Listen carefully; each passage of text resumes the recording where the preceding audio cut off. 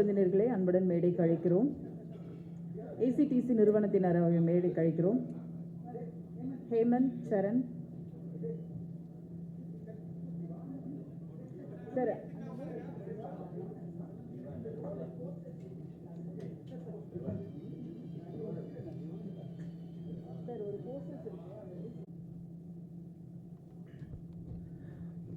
தமிழகம் எத்தனையோ முத்துகளை உருவாக்கி தந்திருக்கிறது. அந்த முத்துக்களும் பல முத்துகள் உருவாக காரணமாக இருந்திருக்கின்றனர். அவர்களிலெல்லாம் ஒரு அரிய முத்துவாக உதித்தவன் முத்துக்குமார். முத்துக்குமார் இறந்து இத்தனை வருடம் கழித்து அவனுடைய 50வது ஆண்டை இப்படி ஒரு சிறப்பான ஒரு நிகழ்வாக கொண்டாடுவது என்பது தான் அவன் எப்படி வாழ்ந்தான் என்பதற்கான அடையாளமாக இருக்கிறது. அவர் எப்படிப்பட்ட கவிஞன் என்பதற்கும் அடையாளமாக இந்த நிகழ்ச்சி இருக்கிறது. இதை முத்துக்குமாரை பற்றி சொல்லணும்னா, சற்று முன் ராம் சொன்ன மாதிரி, பவா சொன்ன மாதிரி, என் வாழ்க்கையில் நான் ஒரு அறைக்குள் இருந்தேன், இருண்ட அறைக்குள் இருந்தேன் அப்படின்னு தான் சொல்லுவோம். எனக்குள் பல வெளிச்சங்களை உருவாக்கிய, பல உறவுகளை உருவாக்கி கொடுத்தவன் முத்துக்குமார் தான். என்னுடைய நண்பர் ஏஎல் விஜய் முதற்கொண்டு, ராம் முதற்கொண்டு, பவா செல்லத்திரை முதற்கொண்டு, இங்கே இருக்கும் லிங்குசாமி அவர்கள் முதற்கொண்டு பலரும் எனக்கு அறிமுகமாக அவன் தான் என்னை அறையில் இருந்த என்னை வெளியில் கொண்டு வந்தவன் அவன் தான். அவன் பாடல் எழுதுவதற்கு முன்பாகவே என்னுடைய பால் சுகந்தி மனுஷன் அறைக்கு எப்போது சைக்கிளில் வருவான். என்னுடைய அறையில் நான் சாவியை மேலே வச்சுட்டு போயிடுவேன். அந்த அறைக்கு தான் அவன் ராம் மற்றும் அவனுடைய நண்பர்கள் எல்லாரையும் அழைச்சிக்கிட்டு அந்த ரூமுக்கு அவனுடைய அறையாக மாற்றிடுவான். அவனுடைய அறையாக மாற்றது இல்லாமல் அந்த மேன்ஷனில் இருக்க அத்தனை பேருக்கும் எனக்கு தெரியாத நிறைய பேரெல்லாம் நண்பர்களாக இருப்பாங்க. அவங்க கூட பேசிகிட்டு இருப்பாங்க. அந்தளவுக்கு நட்பு என்றால் நான் பார்த்த மனிதர்களை எத்தனையோ பேரை பார்த்துட்டேன். நட்பு என்ற வார்த்தைக்கு ஒரு சரியான உதாரணமாக, சரியான பெயராக இருந்தவன் முத்துக்குமார். முத்துக்குமார் இன்றைக்கி பாட்டு எழுத போகிறான்னா, கோடம்பாக்கத்தில் 5 அறைகள் சாப்பாடுக்கு தயாராக காத்திருக்கும். எந்த அறை வீட்டில், எந்த அறையில், எந்த சமையல் அறை கப்புன்னு நெருப்பு எரின்னு தெரியாது. அவன் பாட்டு எழுதி முடிச்சுட்டு எங்கே பணம் வாங்கினா அதுக்கப்புறம் அவனுடைய வண்டிக்கு தான் தெரியும் எந்த அறைக்கு. முத்துக்குமார் இங்கே வந்துட்டானா சீமான் அண்ணன் அறைக்கு போவான், என்னுடைய அறைக்கு வருவான், வசந்தபாலன் அறைக்கு போவான். எந்த அறைக்கு அந்த அதிர்ஷ்டம் இருக்குது, எந்த பாத்திரத்துக்கு அந்த அதிர்ஷ்டம் இருக்குன்னு தெரியாது. நேராக அங்கே வருவான். அன்றைக்கு ஏன்னா ஒவ்வொரு இடத்துலையும் ஒரு ஆள் இருக்க மாட்டாங்க. சிவனை விட்டு அங்கே ஒரு 10 பேர் இருப்பாங்க, என்னுடைய அறையில் ஒரு 5 பேர் இருப்பாங்க. அந்த மாதிரி ஒவ்வொரு அறையிலும் அவனுக்காக காத்திருந்த பல அவனால் வயிறு நிரம்பிய காலம் என்று ஒன்று இருக்குது. கிட்டத்தட்ட 10 ஆண்டுகள் அவன் திருமணம் ஆகிறதுக்கு முன்னாடி தினசரி மதியானம் இந்த மாதிரி பல அறைகளுக்கு உணவளித்து கொண்டிருந்தவன். அவன் கவிஞன் மட்டுமல்ல, அவன் எழுத்தாளன் மட்டுமல்ல, அவன் ஒரு சிறந்த மனிதன். அந்த மனிதத்தன்மை தான் இன்னைக்கு எல்லாரையும் உருவாக்கியிருக்கு. அவர் அதை ஒவ்வொரு அது நட்பை நான் பல நேரங்களில் பல இரவுகளில் நான் உணர்ந்திருக்கேன். இப்படி ஒரு மனுஷன் நம்ம எழுதிட்டுமே, இப்படி ஒரு மிகச்சிறந்த நண்பனை எழுதிட்டுமே வேதனைப்பட்டிருக்கேன். அந்த வேதனைக்கெல்லாம் முத்தாய்ப்பாக இந்த நிகழ்ச்சி இவ்வளோ சிறப்பாக நடந்து உருவாக்கப்பட்டிருக்கு. என்னுடைய நண்பர்கள் அனைவருக்கும் நான் ஒரு நண்பனாக நான் உண்மையிலே ஒரு மிகப்பெரிய நன்றியை கடமைப்பட்டிருக்கேன்.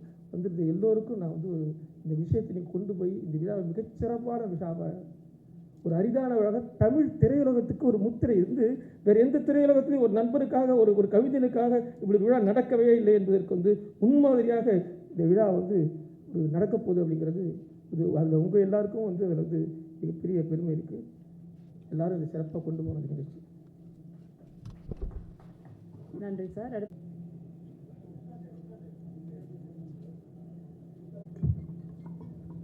எல்லாருக்கும் வணக்கம். தேரடி வீதியில் தேவதை வந்தா அந்த பாடலில் முதல்ல எனக்காக எழுதின பாட்டு முத்துக்குமார். என் கூட ஒர்க் பண்ணும்போது என்னுடைய பாடல் மட்டும் இல்லை, விஜய்க்கு எழுதிட்டு வந்தால் எழுதி முடித்த உடனே எனக்கு முதல்ல ஃபோன் பண்ணுவார், எனக்கு இந்த மாதிரி ஒரு வரி எழுதியிருக்கேன்னு சொல்லி.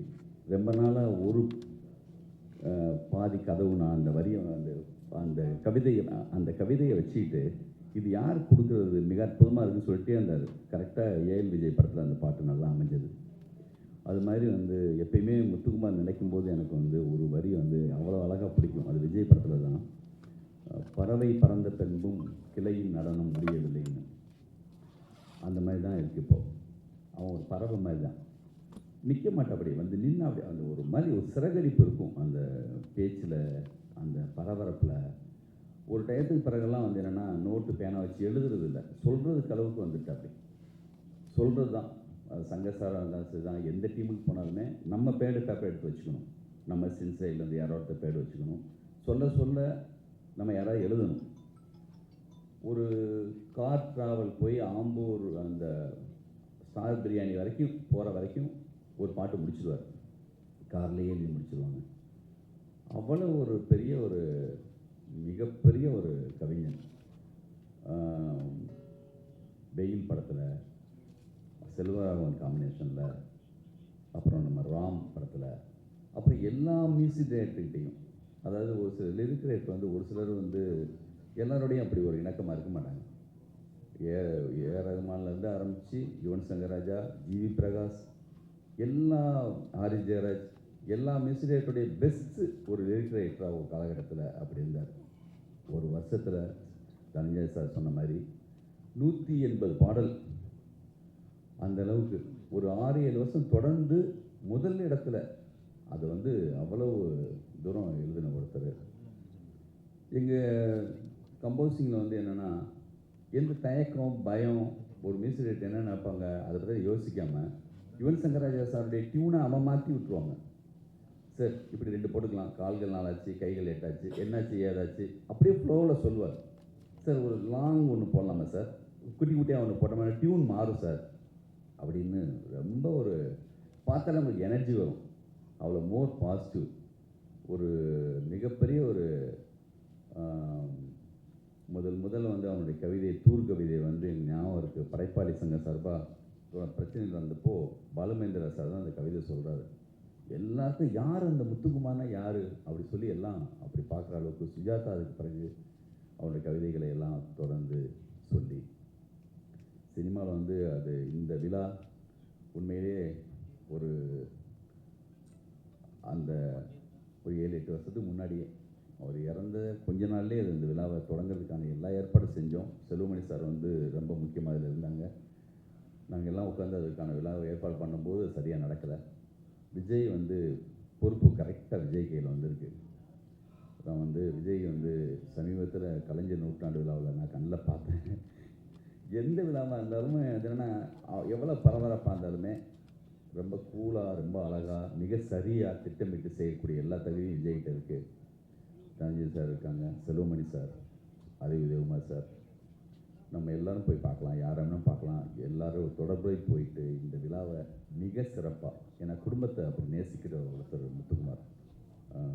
பவா சொன்ன மாதிரி அவங்களுக்காக எல்லாரும் வர்றதுக்கு ரெடியாக இருப்பாங்க. மிக சிறப்பாக செய்வோம். உங்களுடைய ஆதரவு, உங்கள் அன்பு எல்லாமே இருக்குது. இது நம்ம நண்பனுக்காக என்னுடைய கம்போசிங் மலேசியாவில் முடிஞ்ச பிறகு அதே மலேசியாவில் போய்ட்டு சாங் போட்டு நம்ம இங்கே தான் சார் கம்போஸ் பண்ணோம், ஹிட் ஆனது பிறகு அதே ரோட்டில் கேட்கணும் சார் சொல்லிட்டு, நம்ப மாட்டீங்க, ரேடியோவில் அங்கே இருக்கிற ரேடியோவில் சாங் போட்டால் ஒரு பாட்டு முத்துக்குமார் பாட்டு வரும், அடுத்து கொஞ்ச நேரத்தில் பார்த்தா முத்துக்குமார் பாட்டு. ஐயோ என்ன எந்த பாட்டு பார்த்தாலும் வந்து உன்னுடைய பாட்டாக இருக்க இந்த மாதிரி இருக்கும்.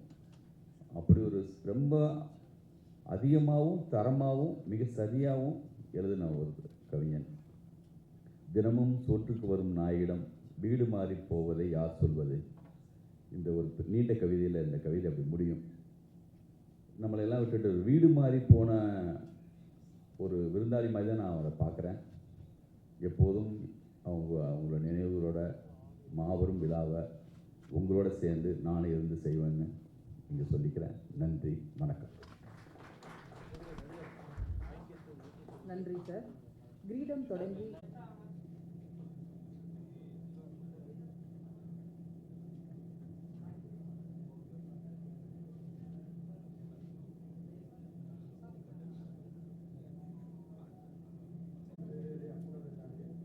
தேங்க்யூ. நன்றி.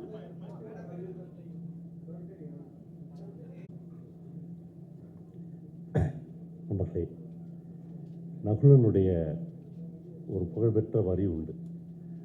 இருப்பதற்காகத்தான் வருகிறோம், ஆனால் இல்லாமல் போகிறோம் என்று வாழ்வை என்றைக்கு திரும்பி பார்த்தாலும் இந்த 2 வரிகள் நம்முடைய மூளையை பிராண்டி கொண்டே இருப்பதை நான் பல இரவுகளில் உணர்ந்திருக்கிறேன்.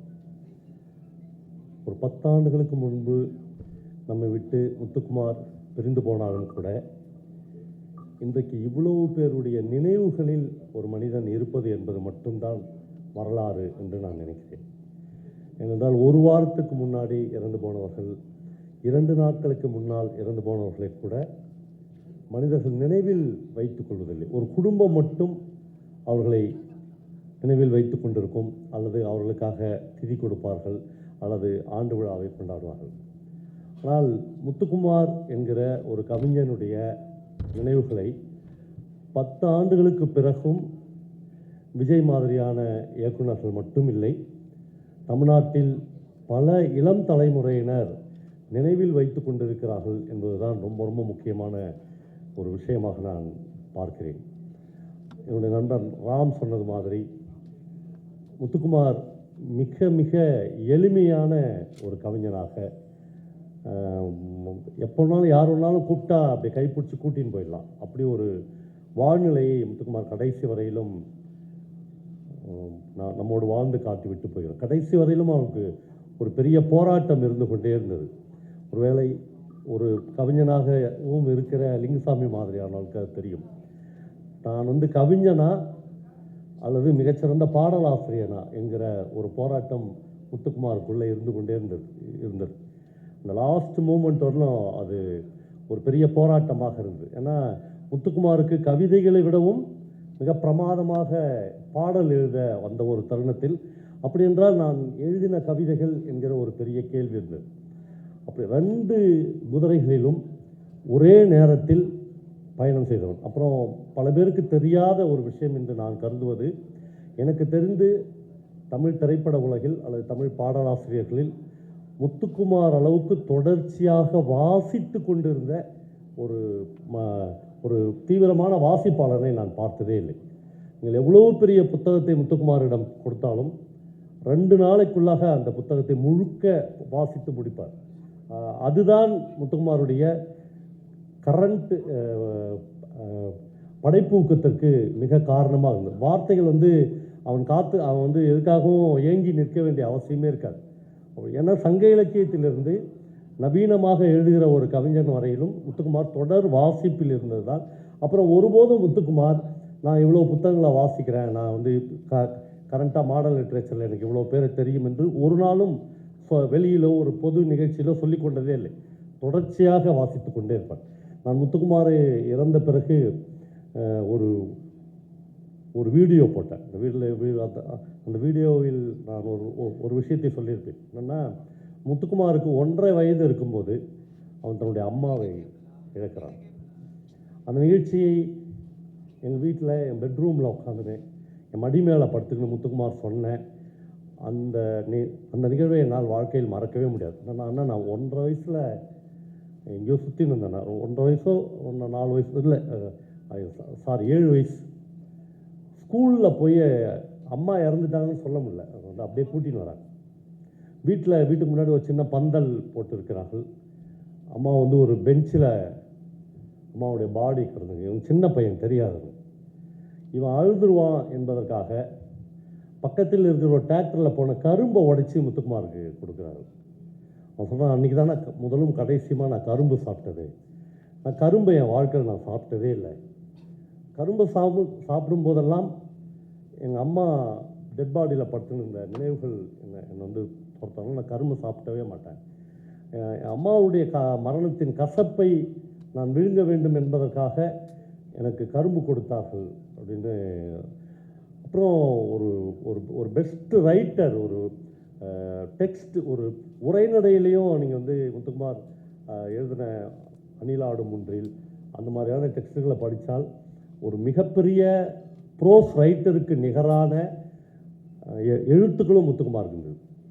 இப்படி பல பேரை தமிழ் சமூகம் தவற விட்டுவிடும். ஆனால் இந்த நண்பர்கள் குறிப்பாக விஜய் மாதிரி தனஞ்சய சார் மாதிரியான நண்பர்கள் 11 வருடங்கள் ஆன பிறகும் கூட அந்த நினைவுகளை அப்படியே சிந்தி விடாமல் அதை தமிழ் சமூகத்துக்கு கொண்டு போய் ஏதோ ஒரு வகையில் சேர்க்க வேண்டும் என்று நினைக்கிறார்கள். ஒரு வகையில் முத்துக்குமார் குடும்பம் எனக்கு இன்னைக்கு வரையிலும் அந்த குடும்பத்தோடு இந்த மேடையில் பேசுகிற இந்த நிமிஷம் வரையிலும் முத்துக்குமாருடைய மனைவியோடு அந்த குழந்தைகளோடு எனக்கு இன்னமும் தொடர்பு இருக்கிறது. நான் எப்பயும் அவங்களோட பேசுனுங்க. அவனை மாதிரி அவனுடைய பையனை நேசித்த ஒரு மனுஷன் நான் பார்த்ததே இல்லை. நான் சொல்லியிருக்கேன் பலதான், இவ்வளோ பிரியமாக இருக்காதரா, இவ்வளவு வச்சுருக்காரு. ஆனால் உனக்கு என்னென்ன தெரியும், நான் எங்கள் வீட்டுக்கெலாம் அவன் பையன் வந்தானே சின்ன வயசில் செல்ஃபோன் எடுத்து சாம்பாரில் போட்டுருவான், கொதிக்கிற சாம்பாரில். நாங்கள்லாம் துடிச்சிருவோம். அவன் முத்துக்குமார் சொல்கிறான், என்ன புள்ளன்னா அப்படி தானே இருக்கும், புள்ளன்னா சாம்பாரில் தான் போடும், அப்படின்னா வேறு செல்ஃபோன் வாங்கிக்கலாம் விடு அப்படின்னு சொல்லுவான். குழந்தை மீது அவ்வளோ பிரியத்தை கொட்டி வைத்திருந்தான். அந்த குழந்தைகள்லாம் அப்பா இல்லாமலேயே வளர்ந்த ஒரு சூழல் இருக்கிறது. கரும்பு சாப்பிடாமல் முத்துக்குமார் வாழ்ந்திருக்கான். ராம் எனக்கு அஜயன் பாலாவை அப்படி நிறைய பேரை முத்துக்குமார் தான் அறிமுகப்படுத்தி, ராமை எனக்கு அறிமுகப்படுத்தி வச்சது முத்துக்குமார் தான் முதல். ஆனால் ராம் சுப்பு அப்படின்னு என்னுடைய ஃப்ரெண்ட் ஒருத்தர் வருவானா பைக்கில், அவனே சட்டி பானைலாம் எடுத்துன்னு வருவாங்க, அவங்களே சமைச்சு சாப்பிட்டுக்குவாங்க. நீங்கள் தங்கிறது கூட இடம் வேணாம், நீங்கள் அவங்கள பார்த்துங்கன்னா என்று முதல் திருவண்ணாமலைக்கு ராமை அனுப்பி வைத்தோம். நிறைய பேரை சினிமாவிலும் சினிமாவுக்கு வெளியிலேயும் இலக்கியத்திலேயும் தொடர்ந்து ஒரு தொடர்பு பாலமாக முத்துக்குமார் என்கிற அந்த எளிய கவிஞன் இருந்திருக்கிறார். அவருக்கு இவ்வளவு பெரிய ஒரு 50வது ஆண்டு விழாவை தமிழ் திரைப்பட உலகமே சேர்ந்தும் தமிழ் இலக்கிய உலகமே சேர்ந்தும் கொண்டாட போகிறோம். என்ன கேக் வெட்டுறதுக்கு நம்மோட அன்னைக்கு முத்துக்குமார் இருக்க மாட்டான் என்பதுதான் தாங்க முடியாத துயரமாக இருக்கிறது. நன்றி. நன்றி சார். அடுத்து நான் பேச கடைசியாக ஒரு நன்றி நபிலில். இந்த விழா இவ்வளோ சிறப்பாக அமையுதுன்னா அதுக்கு பிஆர்ஓ யூனியன் அனைத்து பிஆர்ஓகளுக்கும் நன்றி. உங்களுடைய ஒத்துழைப்பு தான் இவ்வளோ பெரிய ஒரு விழாவை நாங்கள் ஆர்கனைஸ் பண்ணுறோம். பிஆர்ஓ யூனியன் தலைவர், செக்ரட்டரி அண்ட் ஆஃபீஸ் பேரர்ஸ் எல்லா பிஆர்ஓகளுக்கும் பேரிட்டு சொன்னால் ஒரு 50 பேர் இருக்கீங்க. ஆனால் உங்களுடைய சப்போர்ட்னால தான் இவ்வளோ பெரிய ஒரு பிரம்மாண்ட விழாவே நாங்கள் பிளான் பண்ணிகிட்ருக்கோம். நாங்கள் எவ்வளோ முயற்சி எடுக்கிறோமோ அதே அளவு உங்களுடைய ஒத்துழைப்பு எங்களுக்கு தேவைப்படுது. எல்லா பிஆர்ஓக்களும் சேர்ந்து இந்த விழா மிக சிறப்பாக அமையறதுக்கு எல்லா ஆர்டிஸ்டையும் டெக்னீஷியன்ஸையும் உள்ள அந்த விழாவுக்கு கொண்டு வந்து மிக சிறப்பாக நடத்தி கொடுக்கணும்னு உங்களை கேட்டுக்கிறோம். ஊடக நண்பர்களுக்கு மீண்டும் ஒரு முறை இது மக்கள் மத்தியில் போய் சேரணும். கிட்டத்தட்ட ஒரு 8000 பேர் இந்த விழாவில் பார்ட்டிசிபேட் பண்ணோம். அது நேரு இண்டோர் ஸ்டேடியத்தில் 19 ஜூலை நடக்கிற விழாவில் ஒரு 8000 பேர் பார்ட்டிசிபேட் பண்ணி ஒரு மிகச்சிறந்த விழா, எப்படி செல்லுமணி சார் சொன்னாரோ ஒரு நன்றி கடன் விழா அவ்வளோ சிறப்பாக அமையணும் நாங்கள் எதிர்பார்த்துட்ருக்கோம். இந்த விழாவினுடைய அறிமுகம், அதாவது உங்களுக்கு ஒரு இன்ட்ரடக்ஷனுக்காக தான் இந்த ப்ரெஸ் மீட். இதை மக்கள் மத்தியில் கொண்டு சென்று அவங்க எல்லோருமே இந்த விழாவில் நாங்கள் வரணும், அட்டன் பண்ணணுன்ற ஒரு எண்ணத்தை உண்டாக்கணும். அதுக்கு உங்களுடைய ஒத்துழைப்பு தேவைப்படுது. அதனால தான் இந்த விழா வச்சுருக்கோம். நீங்கள் எல்லோருமே சப்போர்ட் பண்ணணும்னு வேண்டி கேட்டுக்கொள்கிறோம். அனைத்து ஊடக நண்பர்களுக்கும் பத்திரிகை நண்பர்களுக்கும் இங்கே சிறப்பித்த உங்கள் அனைவருக்கும் நன்றி. நான் முதல்ல ஆரம்பிக்கும் போது சொன்னேன், இன்னொரு விழா 6 o'clock இருக்குது சொன்னபோது 5:45 முடிச்சிடும்னு சொன்னோம். 5:45 முடிச்சிட்டோம். அண்ட் நீங்கள் அடுத்த விழாவை கலந்து கொள்ளலாம். இங்கே வந்திருந்து இந்த விழாவை இவ்வளோ சிறப்பு அமைச்சு கொடுத்த அனைத்து டைரக்டர்ஸ்களுக்கும் எல்லோருக்கும் நன்றி.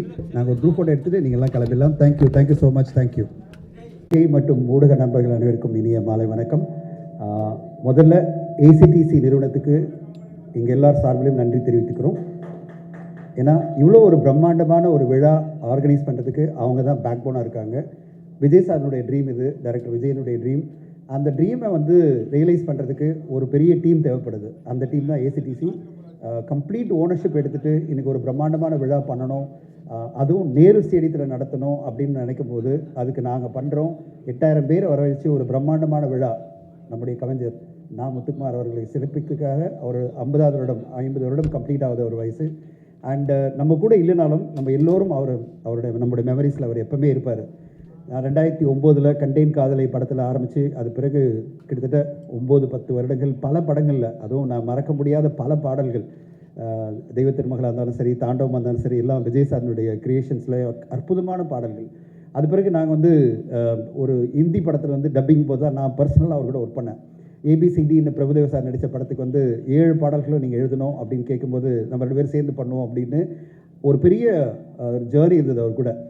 அவ்வளோ சிறப்பாக அந்த பாடல்கள் 7 பாடல்களையும் கொடுத்து மிகப்பெரிய வெற்றி பாடல்களாக மாற்றினார். அந்த காலகட்டத்தில் நான் அவரோட பயணிக்கும் போது அவருடைய அந்த அனுபவம் எப்படி அவர் பாடல்களை உருவாக்குறாரு, அவ்வளோ ஸ்பீடாக, அதாவது ஒரு வேலை கொடுத்த உடனே நம்ம வந்து இந்த பாடல் இந்த படத்துக்கு தேவைப்படுது அப்படின்னு ஒரு டியூன் கொடுத்த உடனே அவருடைய அந்த பரபரப்பும் அந்த ஆர்வமும் அந்த involvement, complete dedication to the film.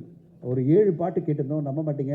2 நாளில் வந்து எனக்கு எல்லாமே பல்லவி சரணமெல்லாம் அனுப்பிச்சிட்டு நீங்களே செலக்ட் பண்ணுங்கள் அப்படின்னு சொல்லும்போது நான் அப்போ தான் கற்றுக்கிட்டேன் என்ன மாதிரி ஒரு படைப்பாளி இவர், இவ்வளோ சிறப்பாக பல படைப்புகளை அவரால் கொடுக்க முடியுதுன்னு சொல்லிட்டு. அந்த காலகட்டத்தில் என்கிட்ட ஒரு வருஷம் முடிஞ்சதுன்னா எனக்கு கால் பண்ணுவார். இந்த வருடம் நான் என்னென்ன பாடல்கள் எழுதுனேன்னு சொல்லிட்டு ஒரு லிஸ்ட் அனுப்புவார். நான் அப்போ வந்து ட்வீட் போடுவேன், 114 பாடல்கள், 125 பாடல்கள் அப்படின்னு சொல்லிட்டு எனக்கு லிஸ்ட் போட்டு அனுப்புவார். நான் ஒரு ட்வீட் போடுவேன், இந்த வருடம் மிக அதிக லெவலில் பாடல்களை எழுதின கவிஞர் அப்படின்னு சொல்லிட்டு நாமத்துக்குமார் அவர்களுக்கு என்னுடைய வாழ்த்துக்கள் அப்படின்னு சொல்லிட்டு நான் ட்வீட்லாம் போட்டிருக்கேன். அந்த ஞாபகம்லாம் இருக்குது. அவர் ஒரு சின்ன ஒரு ஆர்வத்தில் எனக்கு அனுப்பி சொல்லுவார், இந்த மாதிரி வந்து இத்தனை பாடல்கள் எழுதியிருக்கேன் சார், நீங்கள் வந்து இதை சொல்லுங்கள், மீடியாவுக்கு சொல்லுங்கள் அப்படின்வார். அந்தளவு ஆர்வமாக பல பாடல்கள் வெகு வெகு ஃபாஸ்ட்டாக, அதாவது ஒரு 10 வருட காலத்திலேயே அவ்வளோ ஆயிரக்கணக்கான பாடல்கள் எழுதி புத்தகங்கள் எழுதி அவருடைய கவிதை தொகுப்புகள் அப்படின்னு சொல்லிட்டு பலவிதமாக எல்லோருடைய மனதிலும் நீங்கா இடம்பெற்ற முத்துக்குமார் அவர்கள் திடீர்னு மறைஞ்சது வந்து எல்லோருக்குமே ஒரு அதிர்ச்சியான ஒரு விஷயம். அது அவர் மறைஞ்ச உடனே விஜய் சார் நானும் 2016 பேச ஆரம்பித்தோம். நம்ம எப்படியாவது ஒரு நினைவேந்தல் பண்ணணும் அப்படின்னு சொல்லிட்டு விஜய் சார் அப்பயே சொன்னார், நம்ம பண்ணிடலாம் சார், உடனே பண்ணலாம் அப்படின்னு நாங்கள் நிறைய பேர் பேசினோம். அப்புறம் 2019 திருப்பி ஒரு பிளான் பண்ணி விஜய் சாரும் நானும் சேர்ந்து அந்த டிசைன்ஸ் எல்லாம் கூட ரெடி பண்ணி இதை பண்ணணும்னு நினைக்கும் போதும் திருப்பியும் அது கூடி வரல. எப்படியாவது பண்ணணும்னு நினச்சிட்டே இருந்தீங்க தவிர அது வந்து சிறப்பாக பண்ணி முடிக்க முடியல. பல காரணங்கள், பல தடைகள், ஒரு டீம் அமையலை. அப்படி ஒரு காலகட்டத்தில் திடீர்னு வந்து விஜய் சார் திருப்பி வந்து சொல்லும்போது 2025 சார் 50 வருடம் சார் நாமத்துக்குமார் நம்ம பண்ணுறோம். 2016 டிசைட் பண்ணோம், பண்ண முடியல. 2019 டிசைட் பண்ண முடியல. இப்போ பண்ணுறோம், பண்ணி காமிக்கிறோம். இந்த உலகத்துக்கு ஒரு மாபெரும் கவிஞனுடைய 50வது வருடத்தில் அவரை மிகப்பெரிய லெவலில் நம்ம செலிப்ரேட் பண்ணுறோம் அப்படின்னு விஜய் சார் சொன்னது இன்றைக்கி பல இயக்குநர்கள் ரொம்ப சந்தோஷமாக இருக்குது. லிங்குசாமி சார் அவருடைய எங்கள் டீமோடு இணைந்து அவருடைய பயணிக்கிறதும் அவருடைய மிகப்பெரிய ஹிட் பாடல்கள்லாம் சொல்லவே வேண்டாம். வேட்டியாக இருந்தாலும் சரி, எல்லா படங்களிலும் மிகப்பெரிய ஹிட் பாடல்களை கொடுத்தாரு. அஞ்சான் படத்தில் மறக்கவே முடியாத அந்த பாட்டெல்லாம் அவ்வளோ சிறப்பான பாடல்களை வந்து அவருடைய படங்களுக்கெல்லாம் கொடுத்த கவிஞர் அவர். நான் கூட இருக்கேன்னு சொன்னார். அப்புறம் வசந்தபாலன் சார், ராம் சாரை பற்றி சொல்ல வேணாம். ராம் சாரும் நாமத்துக்குமாரும் வந்து அவ்வளோ ஒரு டீமு. அதனால தான் அந்த டைட்டிலே ஆனந்த யாழை, இட்ஸ் ட்ரிபியூட். எனக்கு வந்து 2 டைட்டில் விஜய் சார் அமைச்சிருந்தார்.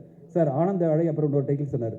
சார் எது வைக்கலாம் அப்படின்னு சொல்லும்போது நான் சொன்னேன், அவரை நினைச்சாலே நம்மளுக்கு வந்து அந்த ஆனந்த யாழை மீட்டுகிறாய் அந்த பாடல் அவ்வளோ அற்புதமான ஒரு பாடல் ஞாபகம் வரும் சார். அந்த பாடலை வைக்கலாமா சார் அப்படின்னு கேட்கும்போது குரூப்பில் கேட்கலாம் அப்படின்னாரு. குரூப்பில் எல்லோருமே சொன்னது ஆனந்த யாழை ரொம்ப சூப்பராக இருக்குது அப்படின்னு சொன்னாங்க. அப்படி அற்புதமான வரிகள் ராம் சாருக்கு அவர் கொடுத்துருந்தார். அதுதான் டைட்டிலாகவே இருக்கிறதே சந்தோஷமாக இருக்குது சார், ஆனந்த யாழை மீட்டுகிறாய்ன்னு. அது மாதிரி செல்வராகவன் சார் அவருக்கு என்னென்ன பாடல்கள், எத்தனை இட்டு பாடல்கள் அப்படின்னு. வசந்தபாலன் சாருக்குன்னு எக்கச்சக்கமாக, ஆர் ஜெயராஜுக்கு, ஜிவி பிரகாஷ் அவர்களுக்கு பல இட்டுகள், அப்புறம் தமன் அவர்களுக்கு பல இட்டுகள், ராஜேஷ் சாருக்கு, ராஜேஷம் அவருக்கு பல இட்டுகள் அப்படின்னு பல இயக்குநர்களுக்கு மிகப்பெரிய ஹிட் பாடல்களை கொடுத்த நாமத்துக்குமார் அவர்களுடைய நினைவு விழா 19 ஜூலை நேரு ஸ்டேடியத்தில் பிரம்மாண்டமான முறையில் நடக்க போகுது.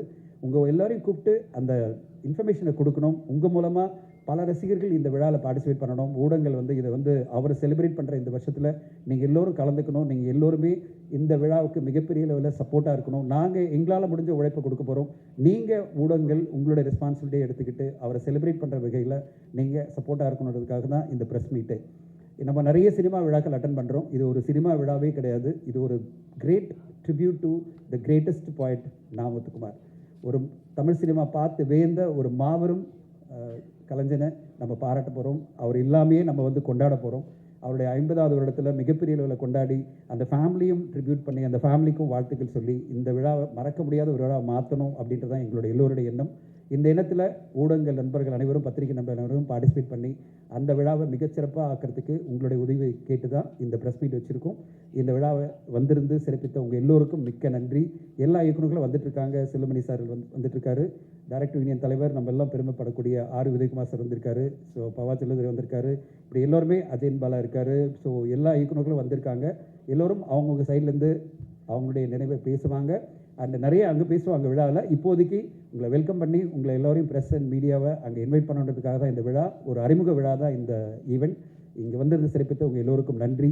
Thank you so much. Thank you so much. நன்றி. எல்லாருக்கும் வணக்கம். ஃபஸ்ட்டு நான் ஏசிடிசி அவங்க டீமுக்கு தான் ரொம்ப ரொம்ப தேங்க்ஸ் சொல்லணும். Hemanth, director and joint director Saran. அவங்க 2 பேரும் தான் இந்த விழா இவ்வளோ பெருசாக நடக்கிறதுக்கு மிக முக்கியமான காரணம். அந்த ஈவெண்ட் டீமுக்கு ரொம்ப ரொம்ப நன்றி இண்டஸ்ட்ரி சார்பாக. இது வந்து நான் 2016 போகிறோன்னு நினைக்கிறேன். 2016 ஆகஸ்ட் 14 அந்த ஒரு மிகப்பெரிய ஒரு இழப்பை இண்டஸ்ட்ரி நாங்கள் பர்சனலாக எல்லோரும் சந்தித்தோம். அந்த தருணம் அப்போது எனக்குலாம் ஞாபகம் இருக்குது. ஒரு 2 நாள் கழித்து செல்வமணி சார் எல்லோரையும் அசோசியேஷன் கூப்பிட்டாங்க, டைரக்டர் அசோசியேஷன் கூப்பிட்டாங்க எல்லோரும் போயிருந்தோம். சார் உடனே ஒரு விழா எடுக்கணும் முத்துக்குமார் சாருக்கு அப்படின்னு சொல்லி இதை இனிஷியேட் பண்ணதே முதல்ல செல்வமணி சார் தான் ஃபஸ்ட்டு. ஆக்சுவலாக வந்து அவங்க தான் வந்து இதை இனிஷியேட் பண்ணி இதை உடனே கொண்டு போனோம்.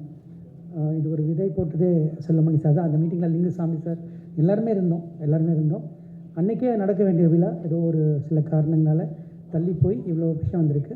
இது இண்டஸ்ட்ரியோட ஒரு விழாவாக தான் நான் பார்க்குறேன். இது தனிப்பட்ட ஒரு எல்லா டேரக்டர்ஸ்க்கும் ஒரு பெரிய தொடர்பு இருக்குது, எல்லாரோடையும் தொடர்பு இருக்குது அவருக்கு. பட் ஒரு இண்டஸ்ட்ரி விழா அது. இதில் வந்து எல்லாருமே கலந்துக்கிறாங்க. குறிப்பாக சொல்லணுன்னா நான் இப்போது சொன்ன ஒரு ஃபோன் தான் பண்ணேன் லிங்குசாமி சாருக்கெலாம். அவங்க வந்து இது எங்கள் ஃபங்க்ஷன் அப்படின்னு சொல்லி என் வீட்டு ஃபங்க்ஷன் சொல்லி தனஜயன் சார் இருக்கட்டும், சரி செல்வமணி சார் இருக்கட்டும், உதயகுமார் சார் எல்லாருமே சொல்கிறேன். இப்போ அஜயன் பாலா சார் அவங்களாம் நாங்கள் ரெகுலராக பாபா சிலத்திரை சார்லாம் நாங்கள் ரெகுலராக பேசிகிட்டு இருக்க ஒரு விஷயம். பட் உடனே கேட்டோன்னே எல்லாருமே வந்து இதில் கலந்து குறிப்பாக சொல்லணுன்னா Yuvan sir, GV Prakash sir, Aari Jeyaraj sir and Vijay Antony sir, இந்த மாதிரி எல்லா மியூசிக் டைரக்டர்ஸுமே வந்து நாங்கள் கான்சர்ட் பண்ணுறோம் இந்த ஷோவில் வந்து அப்படின்னு ஒரு மிகப்பெரிய ஒரு சப்போர்ட்டுக்கு எல்லாருமே வந்தாங்க. இதில் என்ன தெரிஞ்சுது அப்படின்னா யாருமே அவரை மறக்கலை, எல்லாருமே வந்து அவர் நினைவில் இருக்காங்க. அவங்க நினைவில் அவர் முத்துக்குமார் சார் இருக்கார் அப்படின்ற ஒரு விஷயம் எல்லாருக்குமே தெரிஞ்சது. இது வந்து ஒரு பிரம்மாண்டமான விழாவாக அமைய போகுது. அது கண்டிப்பாக எல்லோரும் பார்க்க தான் போகிறாங்க. இது ஒரு செலிப்ரேஷன் தான். நம்ம மார்னிங்லாம் முடிஞ்சிருச்சுன்னு நினைக்கிறேன். நம்மளோட இந்த மார்னிங் முடிஞ்சு அவரை வந்து இப்போது செலிப்ரேட் பண்ணுற தருணம்னு நினைக்கிறேன். அவரோட அந்த வரிகளை, அவரோட இலக்கியம் சைடாகவும் சரி, சினிமா துறை சம்மந்தமாகவும் சரி, 2 சைட்லேயுமே அதை நம்ம கொண்டாடணும். தனஞ்சயன் சார் வந்து ஒரு பெரிய பேக் போனாக இதுக்கு ஒர்க் பண்ணிகிட்ருக்காங்க. And ACDC team please support this. And அவங்க குடும்பமாகவும் சேர்ந்து இதை பெரிய வெற்றியாக மீடியா மூலியமாக நாங்கள் கேட்டுக்கிறோம். இதை பெரிய வெற்றியாக அமையணும். நன்றி, வணக்கம், தேங்க்யூ.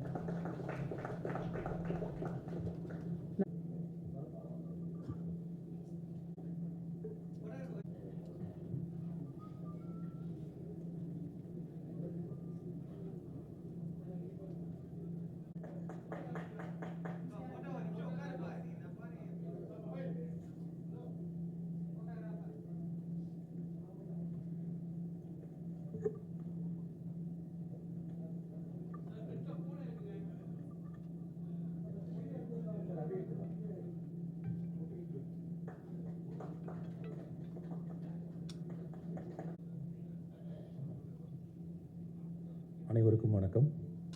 முத்துவோட 50வது பிறந்தநாள். இந்த 50வது பிறந்தநாளுக்காக மொத்த தமிழ் திரையுலகமே சேர்ந்து இருக்கக்கூடிய ஒரு விழா தான் இந்த விழா.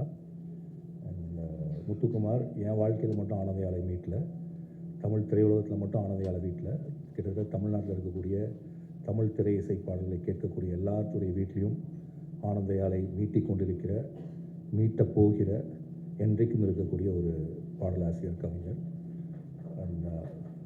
அவரை பற்றி சொல்கிறாருன்னா ஒரு வரி எழுதியிருந்தான்.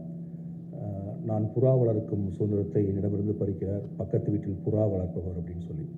முத்துக்குமார் என்றைக்குமே பூனை வளர்க்கவே இல்லை, யாருடைய சுதந்திரத்துலையும் தலையிடவும் இல்லை. பூனை வளர்க்கறதுலேருந்து விலகி தன்னுடைய புறாக்களை வளர்த்துட்டே இருந்த ஒரு எளிமையான ஒருத்தன் தான் அவன். அவனோட வரியில் இன்னும் சொல்கிறாருந்தா, சிறு புல்லில் உறங்கும் பனியில் தெரியும் மழையின் அளவோ தாங்கவில்லை. முத்துக்குமார் ஒரு பெரிய மேமலை தான், ஆனால் எப்போதுமே ஒரு பனித்துளி மாதிரி தன்னை காட்டிக்குவா. அப்படி வெரி சிம்பிள், ரொம்ப ரொம்ப எளிமையான ஒருத்தர். இண்டஸ்ட்ரியில் வந்து எனக்கு விஜய்க்குன்னு எத்தனையோ பேர்த்துக்கு நண்பர், நிறைய பேர்த்து அறிமுகப்படுத்தி வச்சவர். ஏன்னா அஜயன் பாலாட்டை அறிமுகப்படுத்தி வச்சது, பாலு மகேந்திராட்டை அறிமுகப்படுத்தி வச்சது, யுவன் சங்கராஜை அறிமுகப்படுத்தி வச்சது. இன்னும் சொல்லப்போனால் நான் முதல் படம் எடுப்பதற்கு காரணமாக இருந்தது முத்துவை பற்றி பேசாமல் என்றைக்கு ஒரு பாட்டு எழுத போனாலும், அந்த பாட்டில் முதல் யார் கூட எழுத போனாலும் அந்த பாடலாசிரியர் நம்மள்ட்ட முத்துக்குமாரை பற்றி பேசிட்டு தான் பேச தொடங்குவாங்க. இவனோட எப்போ கம்போசிங்கில் உட்காந்தாலும் முத்துக்குமாரோட பேச்சு வந்துடும். ஏஎல் விஜய் பார்க்குறப்பெல்லாம் முத்துக்குமாரோட பேச்சு இருக்கும். முத்துக்குமார் போனதற்கு பிறகும் முத்துக்குமாருடைய நண்பர்கள் என்னுடைய நண்பர்களாக இருந்துகிட்டே இருக்காங்க.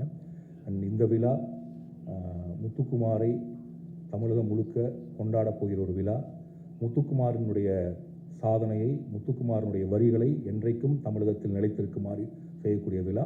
இந்த விழாவிற்கு மீடியா முழுக்க சப்போர்ட் பண்ணோம். அண்ட் இண்டஸ்ட்ரியிலேருந்து எல்லாருமே வராங்க, கிட்டத்தட்ட எல்லா மியூசிக் டைரக்டர்ஸும் வராங்க, எல்லா ஆர்டிஸ்ட்டும் வராங்க. அண்ட் தமிழ் சினிமாவில் இதற்கு முன்பு நடந்திராத ஒரு விழா.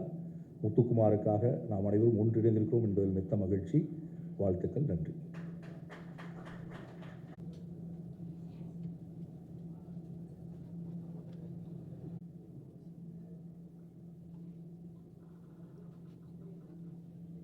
ஓகேவா? ஆங்கிள் ஓகேவா?